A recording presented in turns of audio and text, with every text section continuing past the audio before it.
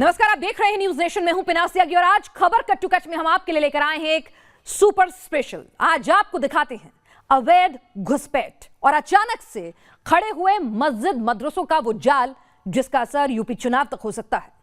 भारत और नेपाल बॉर्डर पर स्थित कई जिलों में अचानक से मदरसे और मस्जिदों की तादाद बढ़ने लगी है। आपको बताएं, सरहद पार से लोग आकर अवैध रूप से मकान बनाने लगे हैं और इनके नाम बाकायदा वोटर लिस्ट में भी डाल दिए गए हैं। क्या है भारत नेपाल बॉर्डर पर अचानक बनी मस्जिदों और मदरसों का सच? कौन है वो लोग जो अवैध रूप से भारत में आकर वोटर समीकरण बदलने की जुत में लगे हुए हैं और कहां लगा है इन कथित अवैध घुसपैठियों का कनेक्शन? हर सवाल का जवाब आज न्यूज नेशन देगा। सबसे पहले देखिए न्यूज नेशन रिपोर्टर दीपक श्रीवास्तव की सीमावर्ती जिले सिद्धार्थनगर से ये ग्राउंड रिपोर्ट।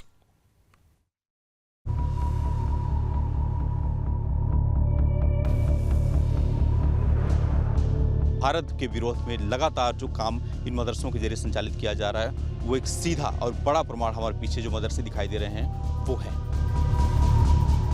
कुछ बढ़े हैं, कैसे बढ़े हैं तो सर जांच का विषय है। तो पता नहीं किस वजह कैसे लोग डॉक्यूमेंट बनवा ले रहे हैं, फिर अपना ज़मीन बैनामा लेकर घर बना ले रहे हैं।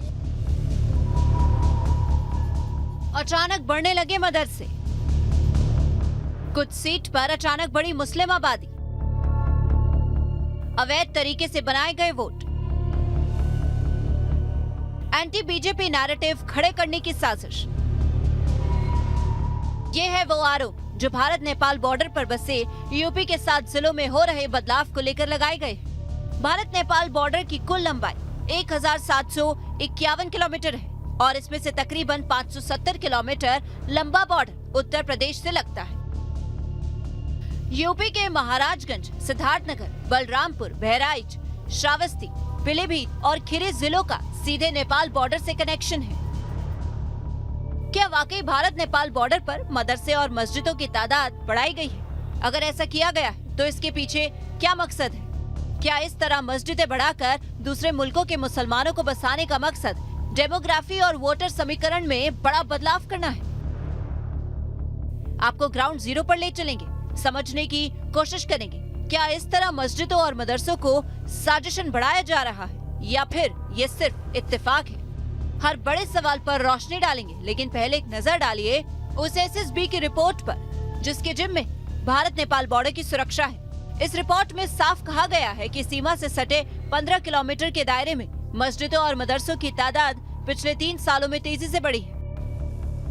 2018 में इन इलाकों में कुल 738 मस्जिदें थी, जिनकी संख्या 2021 में बढ़कर 1000 से ज्यादा हो गई। 2018 में इन इलाकों में कुल 500 मदरसे दर्ज किए गए थे, जिनकी तादाद 2021 में 645 हो गई।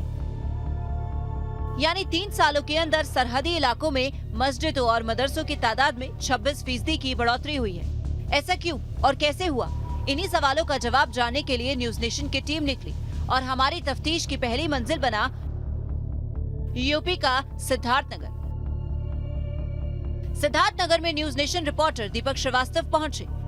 भारत और नेपाल सीमा पर बसे कन्हौली गांव में, जिसके आगे नो मैंस लैंड शुरू हो जाती है और यहाँ बॉर्डर पर कदम रखते ही पहला बड़ा मदरसा देखने को मिला। जहां पे हम इसमें खड़े हैं ये नो मैंस लैंड है। हमारे दाहिने तरफ जो गांव है वो कन्हौली गांव है और इसके ठीक सामने जो गांव है वो नेपाल का गांव है, गुलहरिया, जो रूपंदेही जिला के अंतर्गत आता है, नेपाल का है। और यहाँ पे ठीक बॉर्डर पे ही जो नो मैंस लैंड है जहाँ वो खत्म होता है वहीं पे एक बड़ा आपको एक मदरसा दिखाई देगा, जिसकी स्थापना का जो दिनांक है 10/3/2016 यहाँ पर लिखा हुआ है। और ये मदरसा काफ़ी बड़ा है। यहाँ के जो भारतीय क्षेत्र के जो बच्चे हैं कन्हौली गांव के, वो भी इस मदरसे में जाते हैं पढ़ने के लिए, क्योंकि यहाँ के जो स्कूल हैं वो काफ़ी दूर हैं और लोग अपने बच्चों को इसी मदरसे में पढ़ाते हैं।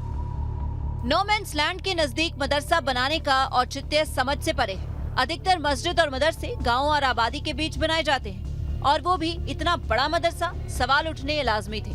तो न्यूज नेशन ने स्थानीय लोगों से बात की। तो पता नहीं किस वजह कैसे लोग डॉक्यूमेंट बनवा ले रहे हैं, फिर अपना ज़मीन बैनामा लेकर घर बना ले रहे हैं। वे वही लोग जानते हैं। हम लोग का तो इंडिया में होते हुए नहीं हो पा रहा, उन लोग का हो जा रहा है। मतलब काफ़ी संख्या में नेपाल के लोग हैं जो इंडिया में बसे। जी 80% लोग नेपाल के ही हैं। जो रूट पे हैं। यहाँ सब ज़्यादातर तो 80% जो है लगभग नेपाल के हैं। अच्छा। हाँ, नेपाल के वो आकर के अपना घर बना लिए और अपना जो है इधर उधर थोड़ा बहुत अपना बिजनेस चलाते हैं। वोटर भी हो जाते हैं। अच्छा। है भी। हाँ। वोटर है भी। वोटर हैं भी। हाँ। अच्छा। कनौली गांव में स्थानीय लोगों से बात करके एक बात साफ हो गई कि एसएसबी की रिपोर्ट हवाई नहीं है। वाकई नेपाल के जरिए मुस्लिम लोग आकर भारत की सीमा में पक्के गांव और वोटर आईडी कार्ड बनवा रहे हैं और ये हाल सिर्फ गांव की सरहद का नहीं बल्कि गांव के अंदर का भी था, जहां सड़क किनारे कथित नेपाल से आए मुस्लिमों ने मकानों के साथ ही साथ दुकानें भी बना ली थी। जब न्यूज नेशन रिपोर्टर कन्हौली बाजार में पहुंचे तो स्थानीय लोगों ने बताया कि पिछले 5 से 6 सालों में नेपाल से आए लोगों ने यहाँ दुकानें भी बना ली हैं और इनमें अधिकतर मुसलमान हैं।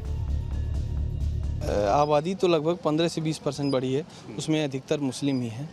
ये नेपाल से आकर के किसी तरह वोटर आईडी आधार वगैरह बनवा करके किस तरीके से रजिस्ट्रेशन करवाते हैं कुछ समझ में नहीं आता। यहाँ से कुछ लोग हैं जो उनको सपोर्ट करके इस तरह से काम करवा रहे हैं। व्यक्ति विशेष जो इनकी मदद करता है उसी के खिलाफ ये लोग वोट डालते हैं और जो हमारी अन्य पार्टियाँ हैं कहीं न कहीं उन पार्टियों में भी इफेक्ट डालते हैं। अच्छा जी। पैसे की जो फंडिंग होती है वो कहाँ से होती है? ये तो कंफर्म नहीं है सर, ये कंफर्म नहीं हो पा रहा है कहाँ से है। बाकी है कुछ बढ़े हैं, कैसे बढ़े हैं तो सर जांच का विषय है। जी। तो कितनी संख्या इस चौराहे पे जो दुकानों की अगर हम बात करें बबलू जी, तो कितनी संख्या यहाँ पे नए जो लोग हैं आके बसे हैं उनकी होगी नेपाल के? 20-25% होंगे। 20-25%। उसमें हिंदू भी हैं मुस्लिम भी हैं। अधिकतर आबादी किसकी? मुस्लिम ही है। एसएसबी की रिपोर्ट में सिद्धार्थनगर का अलग से जिक्र किया गया था। रिपोर्ट के कागजों को पलटे तो पता चलता है भारत और नेपाल की सीमा से सटे उत्तर प्रदेश के सिद्धार्थनगर जिले में पिछले 20 सालों में मदरसों की संख्या में 4 गुना बढ़ोतरी हुई। अधिकतर मदरसे भारत नेपाल के सीमावर्ती क्षेत्रों में खुले हैं। साल 1990 तक जिले में कुल 16 मान्यता प्राप्त मदरसे थे। वहीं साल 2000 में इन मदरसों की संख्या बढ़कर 147 हो गई, जिनमें मान्यता प्राप्त मदरसों की संख्या 45 थी और पिछले साल अक्टूबर के आंकड़ों के मुताबिक सिद्धार्थनगर में मदरसों की तादाद 450 से ज्यादा हो गई थी। सिद्धार्थनगर में कुछ इलाके तो ऐसे भी मिले जहां कुछ किलोमीटर के दायरे में 2 से 3 बड़े मदरसे बना दिए गए थे। 1 या 2 गांवों में बड़े बड़े 3 मदरसे खड़े कर देने का कोई लॉजिक समझ नहीं आता। जब स्थानीय सूत्रों से बात की गई तो हमारी तफ्तीश में पहली बार साजिश को लेकर कुछ तार खोले गए। जब भी चुनाव होते हैं तो एक अलग से इन लोगों की मीटिंग होती है और जो खास तौर पे हिंदूवादी संगठन है, हिंदूवादी पार्टियां हैं, उसके खिलाफ एक बड़ा मूवमेंट चलाने के लिए जो दूसरी पार्टियों के प्रत्याशी होते हैं उनको फंडिंग भी करते हैं और लगातार जो यहाँ पे संख्या है दुकानदारों की, गांव के लोगों की, वो साल दर साल बढ़ती जा रही है। कन्हौली के नजदीक ही पड़ता है सिद्धार्थनगर का ठुठहरी कस्बा। यहाँ जब न्यूज नेशन की टीम पहुंची तो एक छोटा स्थानीय मदरसा मिला। गांव वालों ने साफ साफ बताया कि ये मदरसा गांव वालों के चंदे से चलता है, लेकिन वो ये कहने से भी नहीं चूके कि नेपाल से आए लोगों के बनाए गए मदरसे विदेशी फंडिंग से चलते हैं। यही सब घर से ही आता है, सब चंदे करके। बाहर से कभी नहीं आता है। अच्छा सब। अच्छा। गांव के चंदे से ही, मतलब गांव के लोग सहयोग करते हैं इसमें। एक गांव वाले को जो है इमदाद से होता है, जो गांव वाले खर्च देते हैं और बाहर से इसमें किसी का ये जो है लेन देन नहीं है। हाँ, ना गवर्नमेंट का है ना विदेश से है। अच्छा। हाँ, गाँव ही वाले सब। अच्छा, इसके हम बगल में देख रहे हैं नुमेसलैंड के दूसरी तरफ 2-3 नेपाल साइड में मदरसे। नेपाल बॉर्डर के बीच जो उस पार है वहाँ बाहरों से आता है इमदाद और वहाँ के जो है विदेश से आने के बाद यहाँ डेवलप हो रहा है मदरसों का। यहाँ स्थानीय लोगों को ये पता है कि बाहर से पैसा आता है, कभी मदरसों के निर्माण या कभी उससे जुड़ी सुविधाओं के नाम पर पैसा भेजा जाता है, जिसका इस्तेमाल घुसपैठ कर आए नेपाली मुसलमानों के घर और दुकान बनाने के लिए किया जाता है। सिद्धार्थनगर से दीपक श्रीवास्तव के साथ टीम न्यूज नेशन।